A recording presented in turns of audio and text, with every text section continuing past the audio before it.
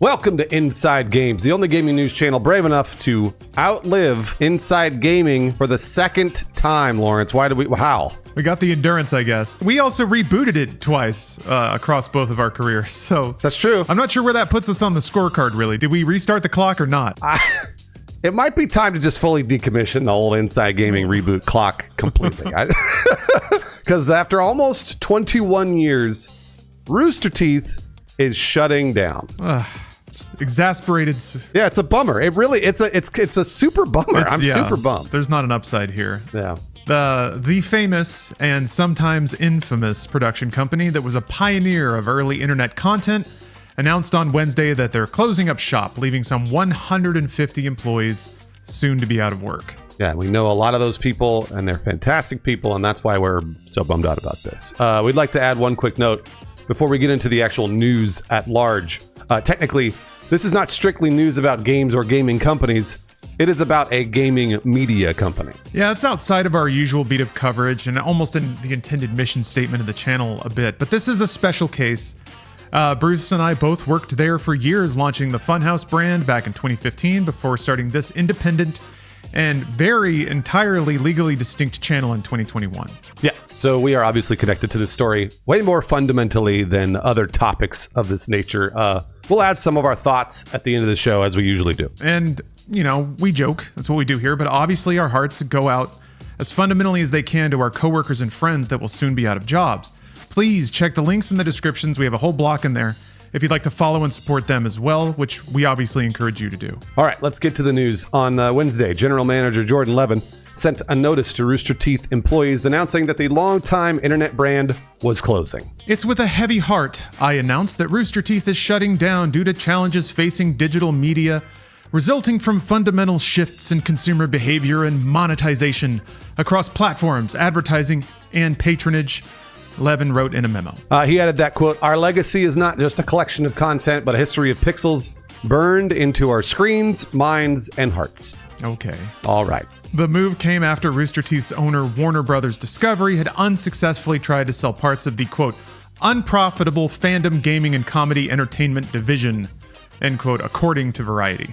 And of course, since the Warner Brothers Discovery merger 2 years ago, they have been on a massive layoff binge to cut debt, firing staffers from HBO, CNN Plus, and Warner Brothers Television Group, just to name a few. We all know how much Warner Brothers is screwing the pooch right now. Yeah, throwing entire movies in the dumpster just to write them off. It's yeah, they gotta slash, and finally the scythe cut a little low. As far as Rooster Teeth goes, Warner isn't done stripping the company for parts. Yeah, corporate overlord is still looking for buyers for Rooster Teeth's catalog, as well as its biggest intellectual properties like Ruby, Red vs. Blue, and Genlock. They're also trying to sell the Roost podcast network, which will continue to operate for now. But the vast majority of Rooster Teeth's media production and employees will soon disappear. After the announcement, company employees took to the internet to process their emotions over being let go, joining scores of entertainment and tech workers who have been laid off in recent months. Editor Peyton McLeod posted on X that,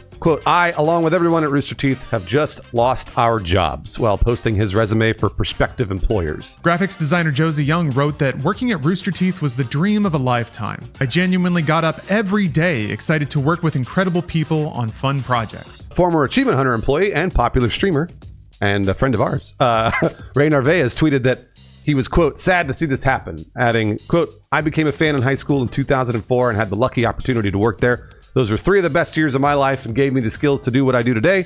And for that, I am forever grateful." And longtime Rooster Teeth personality Michael Jones tweeted simply, "Wednesdays. Am I right?" Add a little laugh track there. That's a good shit. Always making me laugh, Michael. Always. Co-founder Bernie Burns, who left the company a few years ago, also discussed the closure on his podcast. He expressed his condolences to all the people who lost their jobs, saying, "The people who worked at Rooster Teeth are easily the most talented, dedicated people that I could have ever hoped to work with." He also said that several people at Rooster Teeth told him they were happy with the proposed severance package offered by Warner Brothers. Yeah, if there's any upshot here, this is it. We chatted with some people who got laid off. Apparently, they're going to keep operating until May 10th. Then they'll get about 6 months of severance after that. That's based on one employee. We were able to verify with another anonymous employee that the length of severance is dependent on tenure at the company, So 6 months may be the maximum. It may be somewhere in the middle. But yeah, if you stay longer, you get longer severance. But 6 months is pretty generous. That is generally the way this works. Usually the length of your severance corresponds to how long you were at the company. That's usually the way it works when you get laid off. I've been laid off many times. Burns also seemed to allude to Rooster Teeth's decline in popularity over the years, saying, quote, "I don't think anyone was surprised about the closure." He added a lot of people were sad. I don't think many people were shocked. For better and sometimes worse, Rooster Teeth was a big deal. It really was. The company was responsible for well-known productions like Ruby, Red vs. Blue, and Achievement Hunter. And it represented the cutting edge of internet culture when it launched in 2003. Long time. Sheesh. Yeah. Rooster Teeth developed an extremely loyal and sometimes outspoken fan base. For a time, seemed like it had mastered the internet. In a time when old media like television and cable were just scrambling to reach a younger demographic. Rooster Teeth fans devoured the company's content, bought lots of merchandise, and flooded into Austin for the company's annual RTX convention, which Lawrence and I attended many, many times. Yeah, exhausting, but always memorable. Yeah. At its height, Rooster Teeth kind of felt like a cultural movement, you know, a new kind of company that made unique content, found a way to attract and even monetize huge groups of younger people. That made it a hot property as legacy media searched for creators who understood the new online landscape. Rooster Teeth was acquired by AT&T subsidiary Fullscreen in 2014. It's a pretty infamous date to fans. It's come to represent the beginning of a long decline as they see it. Not content with just being on the internet, Rooster Teeth tried repeatedly to break into mainstream entertainment with big expensive projects like Laser Team and the Mecha series Genlock starring our own Lawrence Sonntag. That's right. But sometimes the quality was middling, audiences weren't impressed some of the time on those things. Other times, I mean, Ruby's been going strong for a very long time. So yeah, big bets that needed big successes and kind of found kind of okay success. Yeah. After the years passed, that youth group that Rooster Teeth used to have such a hold on moved on to platforms like TikTok. And since then, Rooster Teeth's kind of seemed like they're just constantly a step behind. The company's fan base sort of dwindled. Some longtime fans felt like Rooster Teeth had drifted away from its roots and ignored the complaints of its core audience. After this, yeah. I shrug on that one because I truly do not know. I don't know how you work out that math that they were doing over there. So I don't know. Yeah. After the sale to Fullscreen, Rooster Teeth went through a series of corporate owners. Most of its founders departed, flush with cash from the Fullscreen acquisition. And there were controversies. Oh, so many controversies. Yeah, we're going to be tastefully vague about a lot of this. Yes. Yeah. Employees over the years spoke out about poor working conditions and insufficient pay. I think I've certainly done that a fair amount. Some accused leaders of creating a sexist, racist, and homophobic work environment. There was also a huge controversy in 2020 involving multiple on-camera personalities that began after inappropriate sexual pictures and videos were leaked online. Like we said, tastefully vague, because we lived through it, and that sucks. No need to dig all that stuff up again, but we have all our sources in the description if you want some light reading. Boy, it's not light reading at all. Rooster Teeth, Rooster Teeth survived those ordeals, but ultimately it could not adapt to the culture of the internet that it played a big role in actually creating. Yeah. In recent years, Rooster Teeth, like we said, seemed to just be chasing trends rather than creating them. The company did find some bright spots, moved more and more into podcasts, and produced some successful ones like Fuckface and Face Jam. But the glory days, in quotes, of Rooster Teeth were long gone. One of the last videos on Rooster Teeth's YouTube channel only received 24,000 views. Again, always a bummer. Whenever I would check in, because I always want, like, I don't look very often, but when I do, I'm always like, I want to see everyone succeed over there. So, still, 21 years, honestly, a very long time. And in internet time, it's an eon. It's like a whole era. Hardly any media outlets from the early aughts still exist today. Companies like Mega 64 and Cinemassacre remain in an increasingly endangered class. Yeah, but the key there is they didn't get acquired, so... That's right, yeah. It seems like that's the key to longevity, is just staying the course. After the news broke, fans on Reddit mourned the death of a company that had played such a pivotal role in their childhoods. Reddit user Serious Course 3244 recalled that, quote, "During rough times as a teenager when I felt alone, I would watch their Let's Play videos in RVB. It helped me feel less lonely, and I'll always love them for that."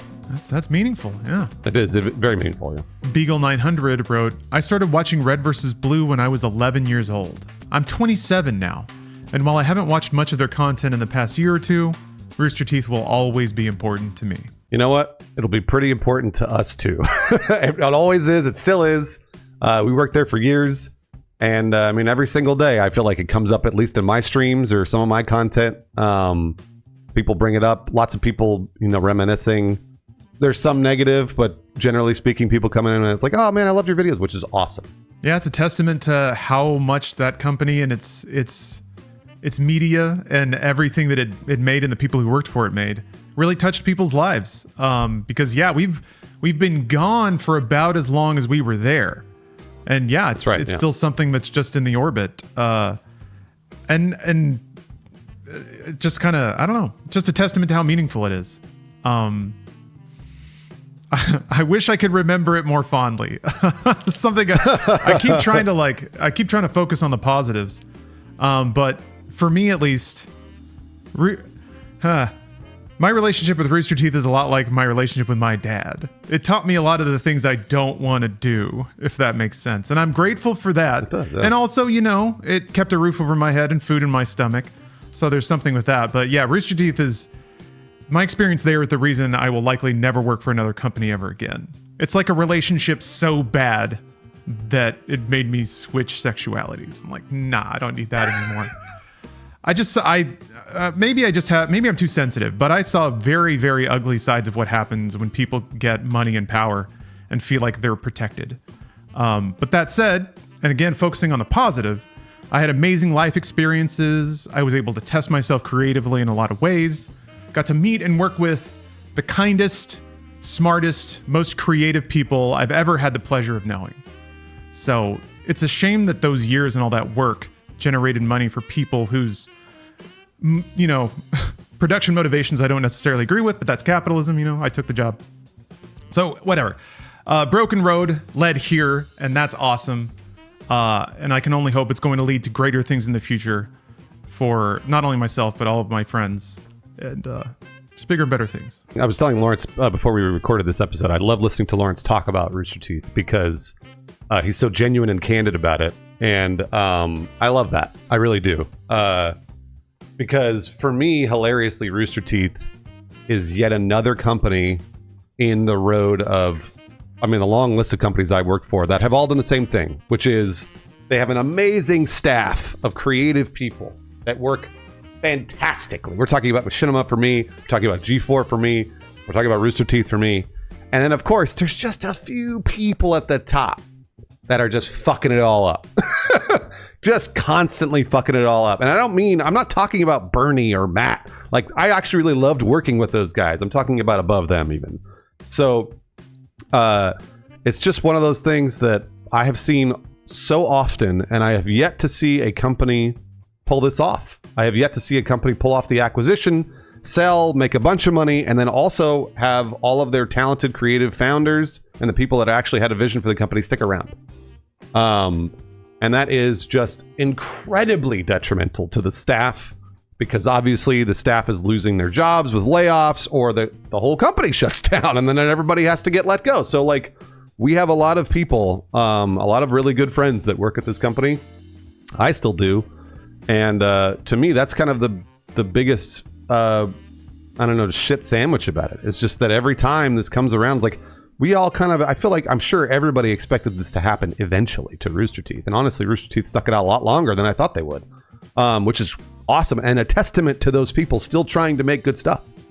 But it's going to happen because those very few people at the top, they're cashing their checks. And then 150 people lose their jobs. So it's just fucking makes me angry, Lawrence. And yes, I'm so happy to be here with you doing this, not having to worry about who owns what we do. Yeah, that's the biggest mentality shift, is kind of like, referencing Mega 64 and Cinemassacre. The only way to keep something going and grow it organically is to do it yourself, I guess. So yeah, super, super grateful about that. Speaking of gratitude, usually at the end of the episodes when we shout out patrons, there's a particular tier where we list people's names specifically. This feels like a weird episode to do that. That's a pretty weird die roll to get if your name gets read in this particular episode. So instead, I just want to extend a very heartfelt thank you to all of our patrons at all tiers. kind of relating to what we said, seeing RT go the way it did is why we're running the channel this way. We don't want to, Bruce, I don't want to speak for you, but I have no desire to get into movies or premium TV or anything like that. I want to make cool internet media about video games. That's the course I'm staying on. You know what, Lawrence? Here on Inside Games, absolutely. I'll happily make movies or television along with this. By the way, that's to me somewhere else. Yeah. To me, it's you know what you're as usual. Your way with words is fantastic. It is very exciting to thank people at the end of every episode because of the people that are directly supporting us, and that's what I've been saying for a very long time. It's the same with Twitch or YouTube or whatever else. If you love these people that work at Rooster Teeth, go support them directly. Just give them your money, whatever. Give them your subscription on YouTube. Any of that stuff, support them directly. Ever since I left and did it for myself, the direct support to me means the absolute world. I cannot tell you what it has done for me as a creator. So I can't speak for Lawrence on this, but that's how I would support somebody who works at Rooster Teeth and who's having to leave. Yep, absolutely. And like we said before, check the description. There's a whole block of links in there going to each individual person's Instagram, Twitch, whatever they're active on. So yeah, please go and shower your support upon them.